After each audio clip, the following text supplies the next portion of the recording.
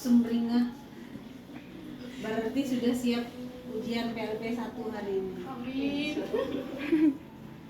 Kalau tidak ada beban berarti lancar nanti ujian.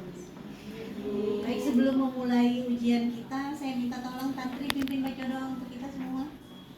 Oke, selamat malam teman-teman semua. Sebelum kita memulai ujian kita pada malam hari ini, mari kita bersatu dalam doa. Mohon izin saya membawakan doa dalam secara agama Kristen Protestan yang lainnya dapat menyesuaikan. Mari kita bersatu di dalam doa. Dalam Bapa Bapa dalam kerja di sorga, kami kembali mengucap syukur kepada Tuhan atas segala rahmat yang selalu Kau berikan kepada kami. Ya Tuhan, terima kasih Engkau telah memberkati kami dari pagi hingga malam hari ini. Tuhan, di sini kami akan melaksanakan ujian PLP 1 kami. Kepada Kau membuka hati dan pikiran kami agar kami bisa menjawab segala pertanyaan yang akan diberikan oleh dosen pembimbing dan dosen pembimbing kami. Ya Tuhan, dan kesempatan kami banyak dosa pelanggaran kami perbuat. Hapuskan itu agar tidak terhalang kasih karunia yang ingin Kau limpahkan dan berikan kepada kami. Terpujilah namamu hari ini, esok dan sampai selama-lamanya. Haleluya. Amin. Amin. Semoga tidak ada yang gugup ya. Baik, karena kenapa ujiannya dilaksanakan di jam seperti ini? Karena kalian semua sepertinya punya sejuta kesibukan.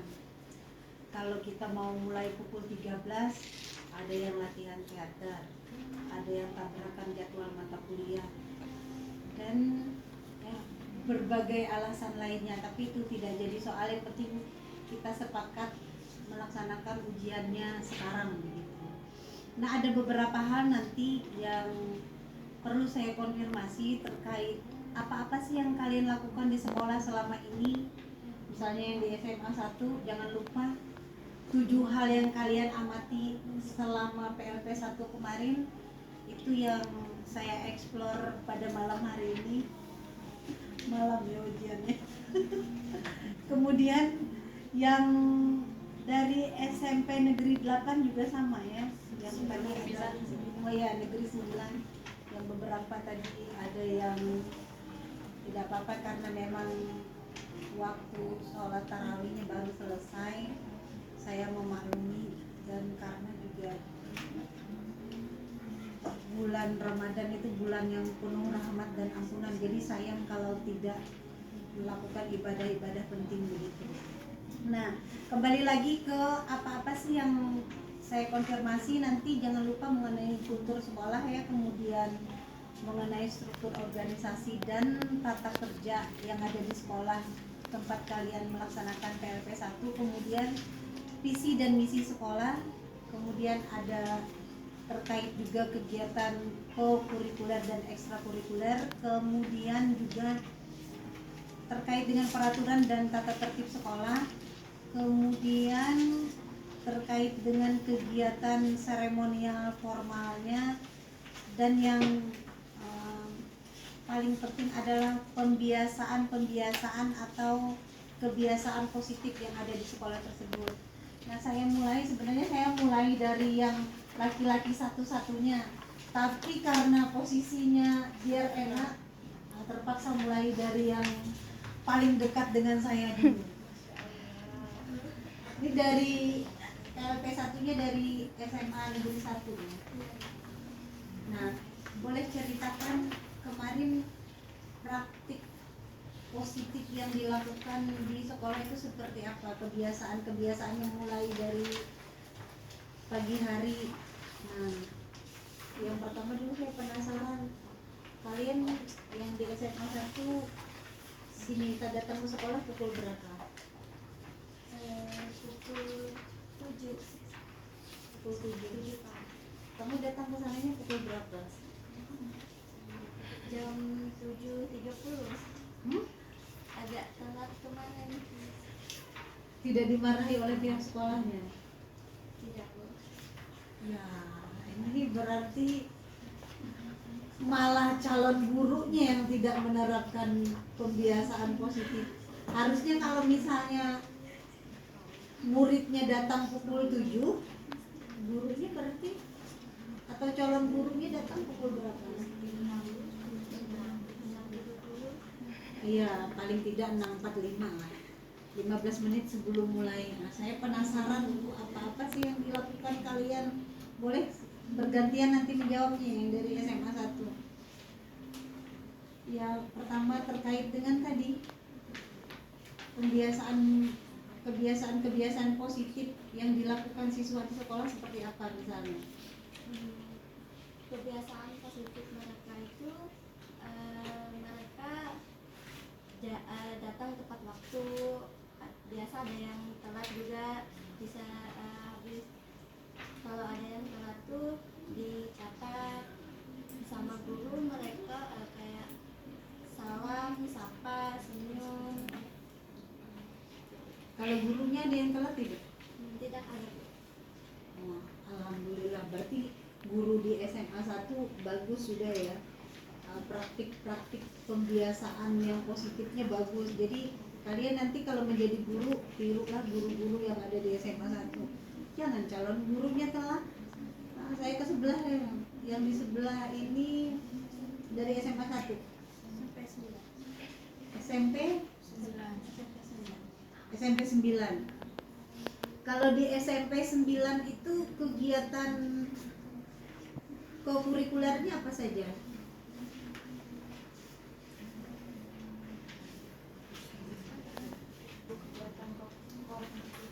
Kokurikulernya itu seperti meningkatkan kemampuan mereka, misalnya belajar sesuatu atau membuat poster, kayak poster tentang tema apa saja gitu, meningkatkan kemampuan mereka dalam bahasa Indonesia itu. Dan itu juga waktu kami PLP di sana itu diminta guru-guru yang waktu kurikulum untuk minta kami mendampingi siswa di sana. Selain membuat poster apa kokurikulernya? Kalau membuat puisi ada tidak? Cerpen? Poster saja. Ya, SMP 9 itu ya hanya poster saja. Kalau yang SMA 1 bagaimana Sudrajat? Untuk kokurikulernya Bu? Iya, kokurikuler. Kalau kokurikulernya itu lebih ke arah IPA Bu, jadi kelas kimia, fisika dan matematika Bu.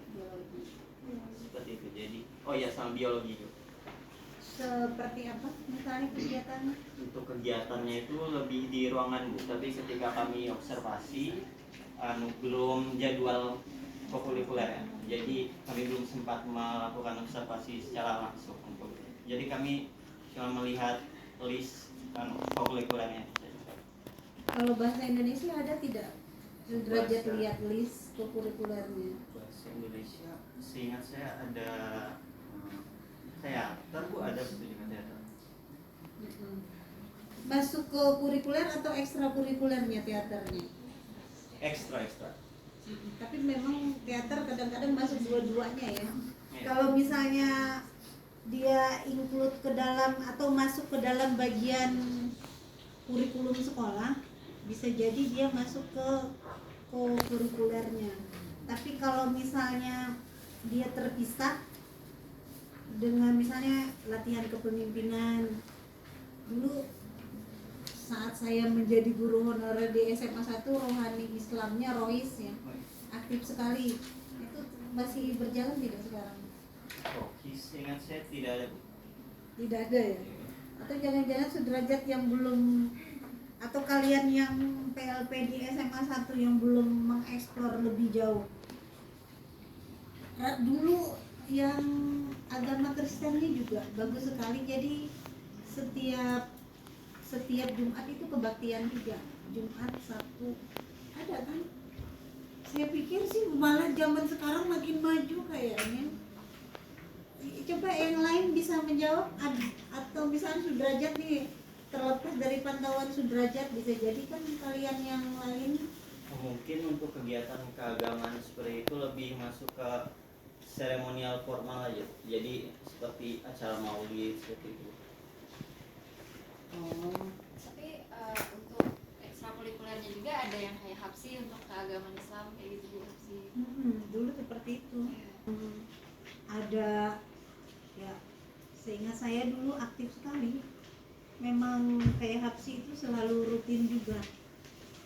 kadang-kadang juga kalau misalnya kan ada musolanya di belakang tuh di Kalau untuk UT itu tidak masuk ke ekstrakurikuler, tapi ke kegiatan tiap minggu, tiap apa ya, tiap ada kegiatan itu, Bu. Karena dia ada peruangannya. Kayak ini untuk agama ini, agama Hindu, agama Kristen, agama Islam gitu. ya, bisa jadi masuk dalam agama, kegiatan agama ya, bisa jadi memang masing-masing sekolah bisa jadi memasukkan kegiatan rohaninya masuk ke dalam kegiatan Dia masuk ke dalam visi misi. visi misi. Iya, ada di visi misinya. Ya, maksud saya ketika misalnya kegiatan itu terkait dengan kurikulum sekolah, berarti dia bisa dikatakan co-kurikulernya. Tapi kalau dia terpisah, misalnya main basket begitu ya. Kalau main basketnya misalnya di luar, misalnya nih ya, di luar jam olahraga, itu berarti masuk ekstra, dia ekstra kurikuler. Tapi kalau misalnya main basketnya ketika misalnya nih saya nih guru olahraga terus mengajak kalian main basket, nah itu masih bagian dari kurikulum itu, berarti kurikulernya dia.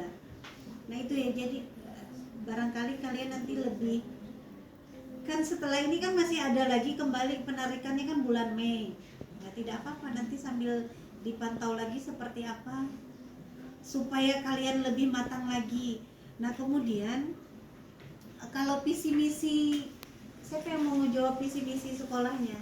Yang dari SMP 1 dulu deh. SMA 1. Visi sekolah di SMA 1 seperti apa bunyinya? Bertakwa, berprestasi, unggul, lalu berwawasan lingkungan. Kalau misinya apa? Kalau misinya itu ada 8, Bu. Yang pertama itu menjalankan nilai agama, lalu menjunjung tinggi nilai-nilai toleransi di sekolah antar guru dan seluruh warga sekolah. Lalu yang ketiga itu mewujudkan peserta didik yang berbudi pekerti terhadap alam dan juga sesamanya. Lalu mengembangkan pelajaran yang kreatif dan inovatif yang memanfaatkan teknologi. Lalu yang kelima itu dia siswa harus bisa praktik, yang praktiknya itu dia dapat menciptakan suatu produk. Lalu yang keenam itu peserta didik bisa mengembangkan minat dan bakatnya. Lalu yang ketujuh itu siswa itu dapat mengembangkan pikiran untuk memelihara lingkungan. Lalu yang kedelapan itu ada Jumat bersih. Itu misinya. Kalau yang sebelah SMP 9 ya? Kalau di SMP 9 peraturan tata tertibnya seperti apa? Kalau misalnya ada siswa yang terlambat seperti apa? Itu dikenakan sanksi murid-muridnya. Sanksi Sama, seperti apa? pertama diberikan peringatan, terus dikenakan poin juga, ada buku poin. Misalnya terlambat poinnya dapat 10 atau 20 gitu, Bu. Jadi seperti itu sanksinya. Tapi misalnya ada terlambat sampai beberapa kali, itu dihukum secara fisik. Kayak didirikan di mana, di lapangan gitu, Bu. Contohnya. Ada. Iya, ada. Benar. Iya, Bu. Kalau di SMA 1 bagaimana? Untuk di penerapan ini, kalau ada siswa yang terlambat. kalau siswa yang terlambat itu dicatat namanya, biasanya berupa teguran aja dulu, kemudian teguran berupa surat. Kalau masih bandel juga biasanya orang tua yang dipanggil ke sekolah. Jadi masih belum ada sistem poin seperti itu, lebih kayak dicatat aja. Oh, masa sih? Perasaan ada tulisan di dinding benar besar itu. Misalnya merokok poinnya berapa, berjudi poinnya berapa, tawuran berapa, hamil itu 100% langsung dikeluarkan. Ada tidak pernah kalian melihat begitu? Ada. Ada, Bu. Ada kan? Ada Di jadi buku saku siswa. di ini juga biasanya ada di dinding-dinding sekolah besar ditempel. Ada tidak? Oh, Kalau itu nggak ada Bu, tapi dapatnya itu di buku saku siswa. Di buku satu siswa. jadi itu saya kurang poin. Berarti kurang mengeksplor sudrajat. Nanti artinya kekurangan kalian saat PLP 1 ini jangan lagi terulang nanti di PLP 2. Nah kemudian yang hal yang paling berkesan, saya mau jawab.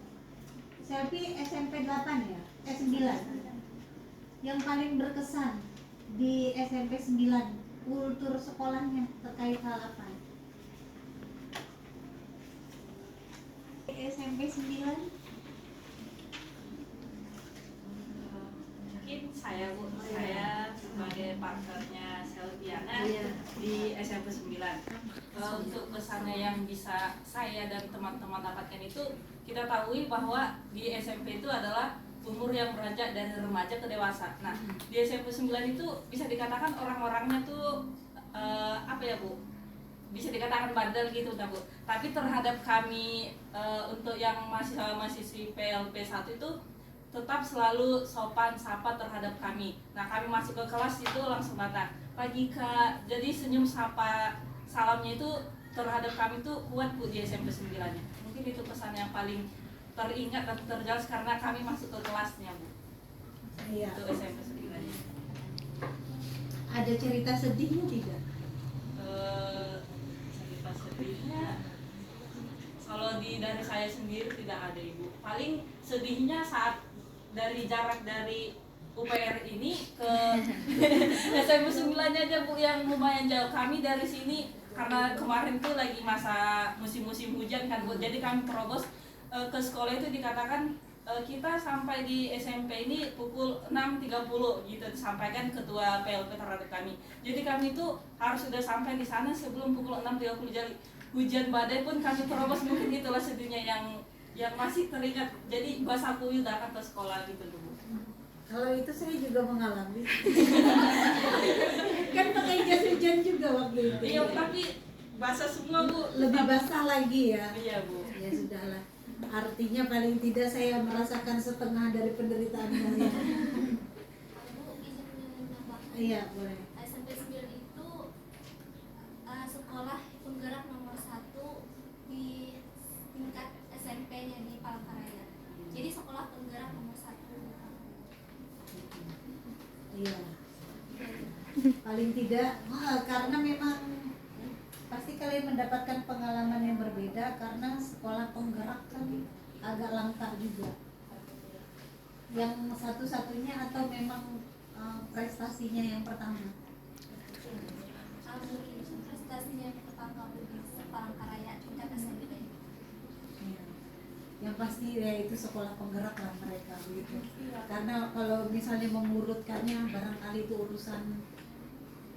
bukan urusan kalian juga menilainya. Kalian tahu SMP itu sekolah penggerak pun sudah syukur alhamdulillah ya.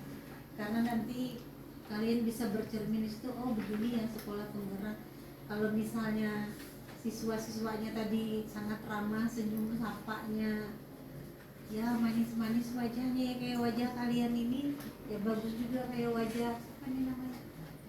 Yang lurus dengan saya nih. Kalau Novi Tamran Kemarin PLP satunya di mana? di SMP 9. Ada pengalaman sedih tidak? Mungkin pengalaman sedihnya kurang lebih sama kayak kata dulu. Tapi kalau hujan kan tidak sedih ya? Setengah sedih. Iya, sebenarnya Bu karena perangkat dari kos itu udah rapi kan Bu, tapi sampai di sekolah itu basah, nggak ada yang kering Bu, basah semua. Itu harusnya cerdas. Kalau saya dulu tuh bawa baju 2.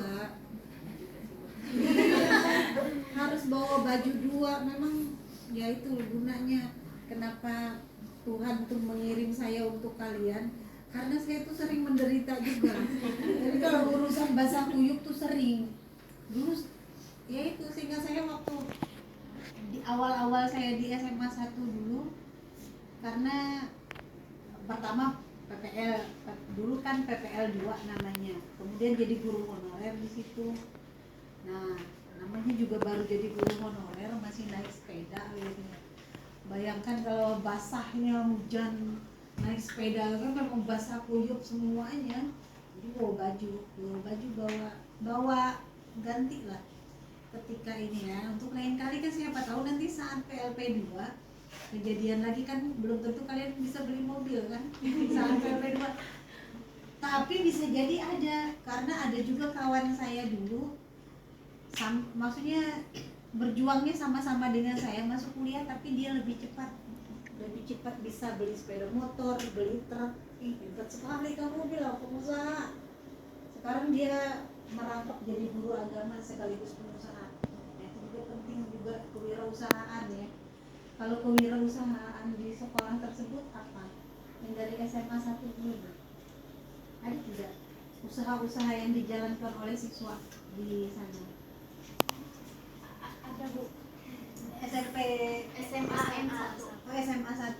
Seperti apa? Siswa kewirausahaannya iya cemilan Bu. Mereka itu inisiatif jualan, lalu berjualan atas sesamanya. Terus kemarin mereka menawarkan itu Kami Bu langsung menanyakan kayak kurangnya apa gitu nah Bu, biar bisa diperbaiki lagi Rasanya. Bu. Kalian berarti harus lebih hebat kewirausahaannya ya. Kalau SMA saja bisa, berarti kalian harus lebih bisa. Kalau di SMP 9 ada tidak? Untuk pengetahuan kewirausahaannya benar Sarina dong. Dalam kampung masih tidak dianggap kewirausahaan. Ingat, kewirausahaan itu kan namanya juga usaha. Bisa usaha mulai dari menanam dulu. Nah, sekarang tuh di samping rumah saya tuh banyak sarai itu lebat-lebat. Siapa tahu ada yang bukan mau beli. Saya persilakan mau minta. Minimal kan 2.000. enggak lah, berarti memang otaknya bisnis. Nah, kalau misalnya kalian butuh sarai kebetulan banyak, boleh saja ambil gratis. Kan itu coba kalian ingat-ingat, kalian tuh kalau menanam buah, nih kalian uji coba sendiri ya. Misalnya ini buah jambu, satu pohon jambu ini kalian bebaskan orang mengambilnya sebebas-bebasnya, yang satunya kalian peliti. Pasti yang berbuah banyak tuh yang kalian biarkan siapapun boleh mengambilnya. Yang ini pasti aneh, tidak berbuah. Jadi itu tuh menandakan bahwa memang tidak, maksudnya setiap apapun yang kita lakukan kan kalau memberi itu kan baik menurut saya.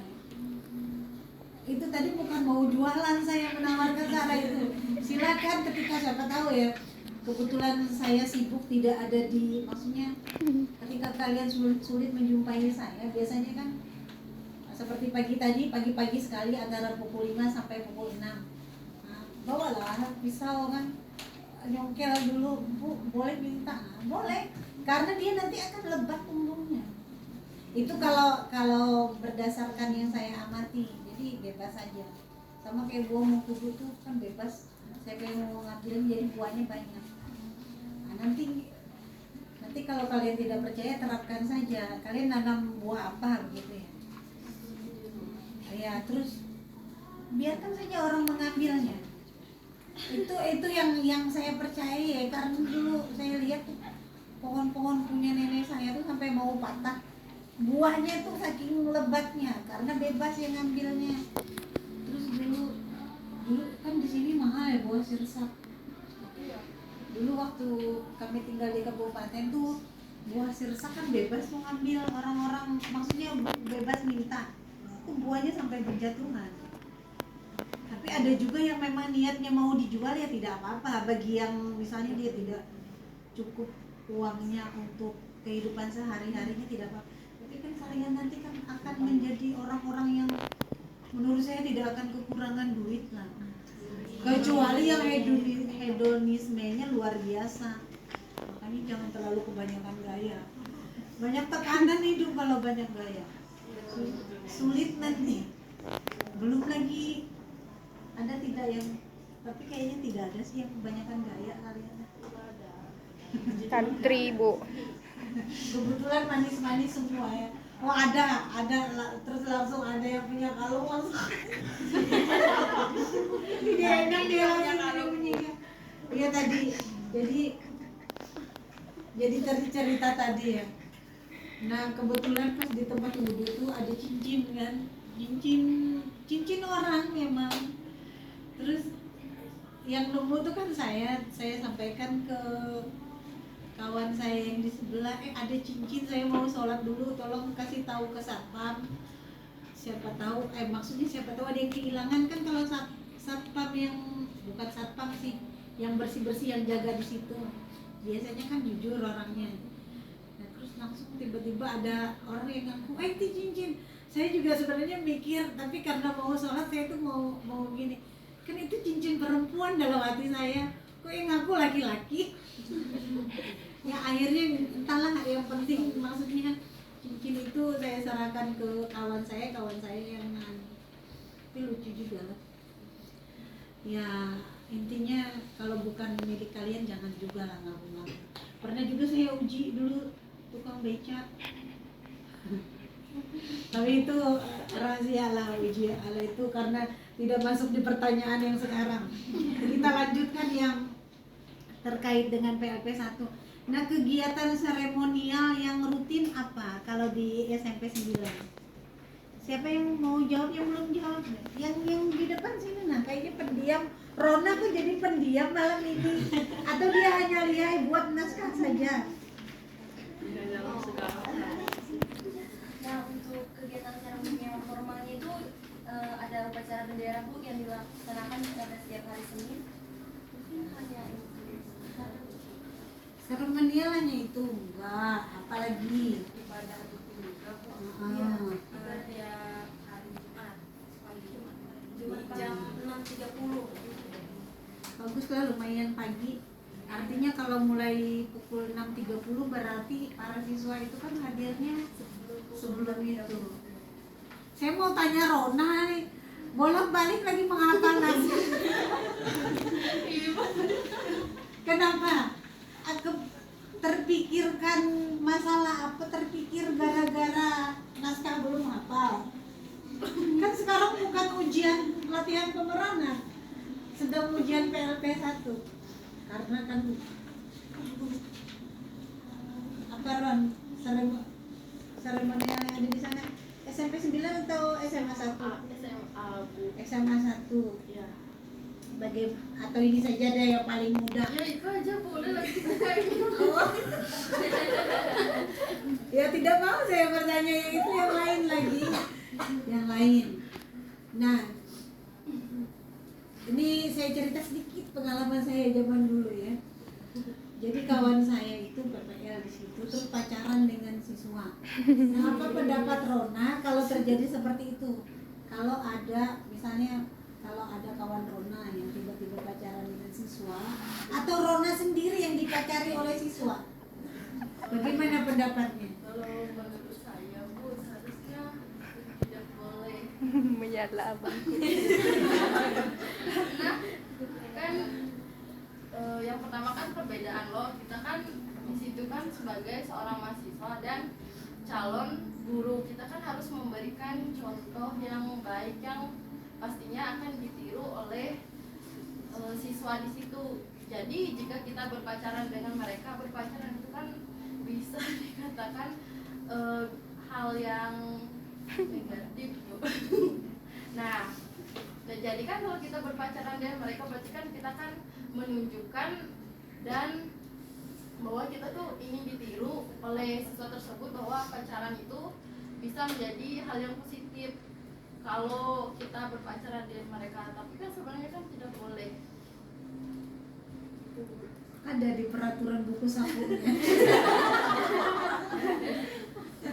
Ada tidak Sudrajat? Tidak. Akhirnya dia yang jatuh cinta dengan salah satu siswa. Bayangkan udah punya istri sebanyak ini, masih ada satu pertanyaan lagi yang belum dijawab. Yang belum saya tanyakan terkait dengan struktur organisasinya. Yang paling tinggi di SMA 1 siapa? yang ini saja yang di sebelah, iya di sebelah selfie. Saya di SMP 9 Bu. SMP Yang paling tinggi itu kepala sekolah. Ini bawahnya kepala sekolah. Ada wakil kepala sekolah, Apa saja wakil kepala sekolah, bidang apa saja? Atau menangani apa saja? wakil kepala sekolah, habis itu ada kepala tata usaha, pengelola laboratorium, pengelola pustaka, bendahara, wali kelas, dan dewan buku. Kalau misalnya untuk wakil di bawah wakil kepala sekolah, ada wakase kurikulum, ada wakase kesiswaan, wakase sahkas, koordinator TU, staf kurikulum, staf kesiswaan, staf sahkas, dan staf TU. Itu yang SMP 9 ya. Kalau dari SMA 1 siapa yang mau jawab? Sudah bicara semua kan? 11 derajat. Terima kasih saya dipanggil kakak. Sering saja ya. Dia justru merasa muda, bagusnya. Kayaknya dia tahu kalau manggil saya kakak nanti nilainya ditambah 1. Iya kak. Ada yang belum dapat giliran? Ibu, saya belum menjawab. Oh iya, silakan. Saya kan PLP di SMA 1. Struktur organisasi yang paling atas itu tingkatannya ada kepala sekolah. Nah, kepala sekolah itu di bawahnya ada ketua komite, lalu ada kepala tata usaha, dan di bawah ketua komite itu ada wakil kepala sekolah urusan kurikulum dan wakil kepala sekolah urusan kewasiswaan. Nah, yang di bawahnya tata usaha ini ada wakil kepala sekolah urusan hubungan masyarakat dan wakil kepala sekolah urusan sarana dan prasarana. Dan untuk yang di bawahnya lagi ada koordinator MGMP, koordinator BK, wali kelas, guru mata pelajaran, guru pembimbing, dan tenaga kependidikan lainnya. Baru yang paling bawahnya itu baru siswa, Bu. Jadi yang paling atas itu ada kepala sekolah dan yang paling bawah siswa. Iya. Terima kasih ya. Artinya kalian kan bisa maksudnya bisa membandingkan, dan tadi sudah kayaknya oh ini struktur organisasinya lebih jelas begitu. Nanti ketika kalian pokoknya pengalaman kalian saat observasi ini, itulah nantinya kan kumpulan pengalaman kalian selama kalian studi, selama kalian melakukan praktik pengalaman lapangan, nantinya diterapkan di tempat kerja kalian. Tadi kayaknya lebih lengkap kalau yang SMA 1. Kalau menurut saya, nanti kalian bisa lah minta filenya atau apanya, atau apa-apa yang menurut kalian lebih positif. Begitupun yang dari SMA 1 kan bisa minta, misalnya nih ya, kan karena kalian yang PLP 1 misalnya PLP 1 sekarang ada di SMA 1, nanti PLP 2 nya kan di SMA 1 lagi. Ketika kalian tadi ada pengalaman yang agak berbeda, misalnya di SMP 9 ada terkait membuat poster begitu, di SMA 1 belum ada misalnya. Nah itu bisa kalian saling bertukar informasi bagaimana sih cara membuat poster yang lebih baik begitu, nanti bisa diterapkan di SMA 1 saat PLP 2. Nah ketika sekalian sudah selesai PLP 2 dan lulus, kan akan bekerja. Banyak nih tawaran-tawaran sekarang tuh, tawaran bekerja lebih cepat kayaknya.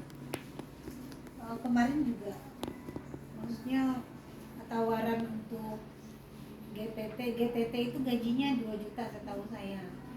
Kemudian setelah GTT itu kalian juga bisa ikut P3K sama dengan PNS sekarang, CPNS dulu baru PNS, ya gajinya juga kurang lebih sama. Ya semangat ya. Kan tidak harus juga jadi guru, kalau ada yang cita-citanya mau jadi dosen juga silakan. Kalau mau kerja di balai bahasa juga bisa. Kerja sekarang sih kalau menurut saya yang paling booming pengajar bahasa Indonesia untuk penutur asing. Nah, kalian mulai Ya, dari pengalaman-pengalaman kalian di PLP 1, dari pengalaman-pengalaman kalian di PLP 2, dan dari pengalaman kalian secara keseluruhan nantinya, siapa tahu membuat kalian lebih termotivasi supaya lebih maju lagi. Ya, wajib itu memang. Nah, itu sepertinya ujian kita pada hari ini. Boleh kalau ada yang mau dikonfirmasi lagi, silakan. Sepertinya kalian bisa bertukar dengan dia. Kalian mau ada pertanyaan dulu, jeda dulu lah. Nah, karena tadi yang terakhir menjawab sepertinya itu adalah pertanyaan terakhir dari saya di ujian PLP 1 malam hari ini. Ada pertanyaan kan dari kalian? Alhamdulillah, kayaknya kalian ceria semua ini. Dan kayaknya akan nilainya tinggi semua ini. Terlihat wajahnya tiba-tiba kayak bercahaya gitu. Sepertinya karena kebanyakan make upnya. Tapi tidak ya. Ini rata-rata alami wajahnya. Tapi yang mau dandan bagus juga terlihat cantik, yang tidak suka dandan pun tidak apa-apa, hemat. Barangkali kalau misalnya tidak ada pertanyaan, saya pikir cukup untuk ujian PLP 1 hari ini. Semoga kalian lancar nanti di acara penarikan ya, tanggal pokoknya pada bulan Mei ya. Nanti disepakati saja dengan dosen yang kemarin mengantar kalian, itu juga yang akan menjemput kalian. Jangan lupa, memang ada kemarin beberapa guru yang konfirmasi, bolehkah Bu kalau saya minta tolong beberapa mahasiswanya untuk membantu kegiatan kami. Saya pikir karena kalian juga terbiasa membantu juga di prodi, itu tidak hal sulit ya ketika misalnya membantu kegiatan lomba, membantu kegiatan kerohanian, itu tidak apa-apa. Kan hitung-hitung melatih kepekaan kalian pada hal-hal yang baik-baik begitu. Itu saja. Wassalamualaikum warahmatullahi wabarakatuh. Waalaikumsalam warahmatullahi wabarakatuh.